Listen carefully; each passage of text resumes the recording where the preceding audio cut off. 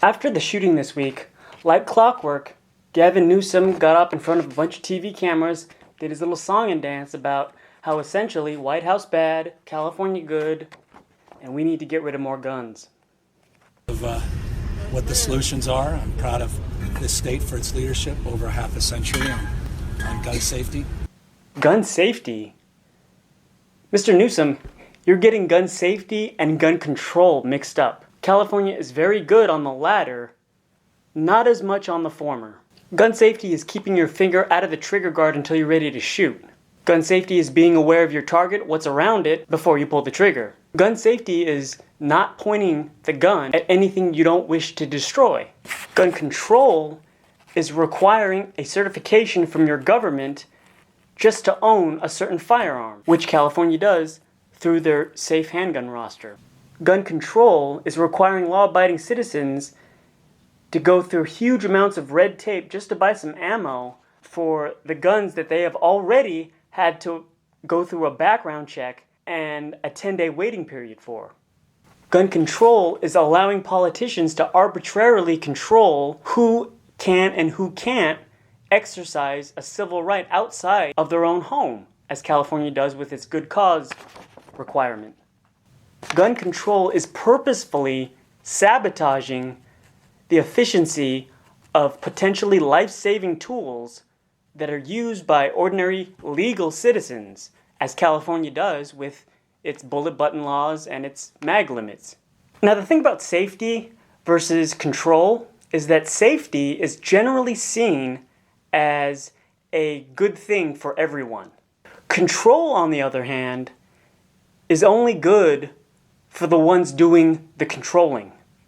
And the thing about gun control is it's not actually about controlling guns, but controlling people. Because a gun is a source of power. You can do good or evil with a gun. It depends solely on the user.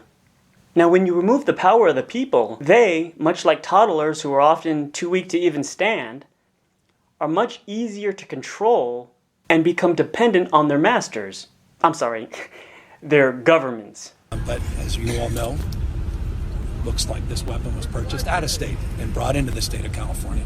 Now, I don't mean to toot my own horn, but I brought this up 3 years ago when the latest assault weapons ban was up for debate on the floor of the state legislature.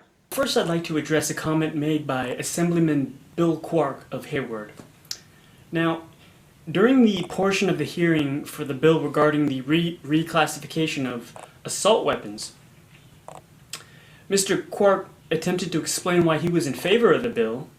He also acknowledged the logical flaws behind that bill, but he justifies it in a rather disturbing manner.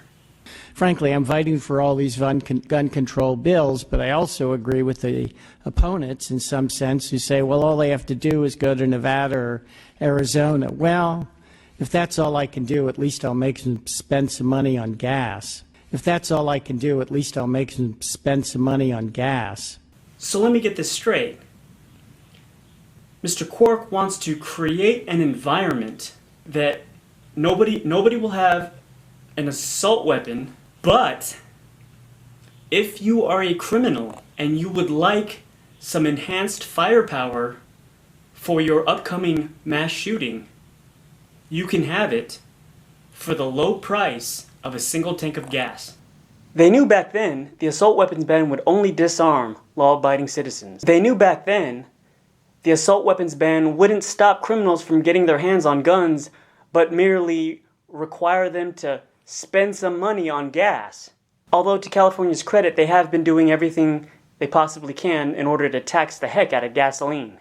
So maybe that's their strategy for preventing assault weapons from coming into California. But the bottom line is that they knew the assault weapons ban would only weaken good folks while not having any effect on the bad. And they passed it anyway. I know some will suggest these are important tools for hunting. Someone who just got back from Montana and knows a lot of hunters. They're alternative means of hunting. These are weapons of war. They're weapons of mass destruction. Semi-automatic rifles are weapons of mass destruction? Sounds like Gavin here was an advocate for President Bush invading Iraq and would be in support of President Trump invading each and every country on this planet in search of these awful weapons of mass destruction. They have no place in our society, let alone in this country, let alone in this state. But the culture has to change. You can't just change gun laws, you got to change hearts and minds. Gavin knows a thing or two about changing hearts and minds.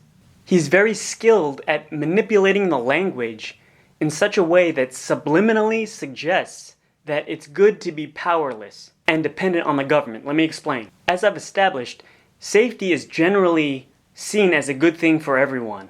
Control is only good for the ones that are in control, in this case, the government.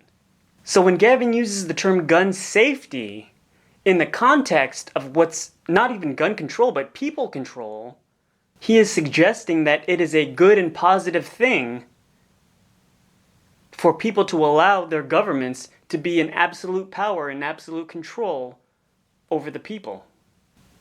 And here we have folks saying President Trump is a dictator.